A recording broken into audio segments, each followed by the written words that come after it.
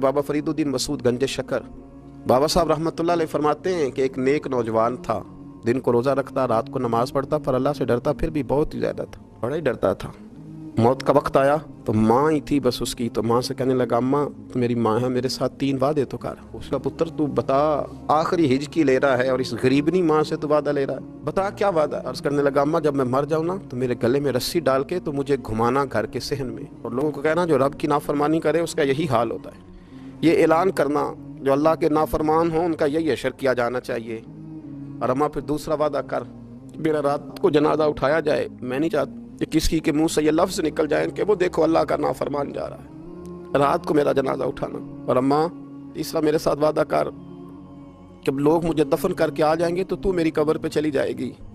अमल मेरे पास कोई नहीं, पर मुझे लगता है माँ के कदमों की बरकत से अर्श का मालिक भी रहम फरमाएगा। अम्मा तू वादा कर।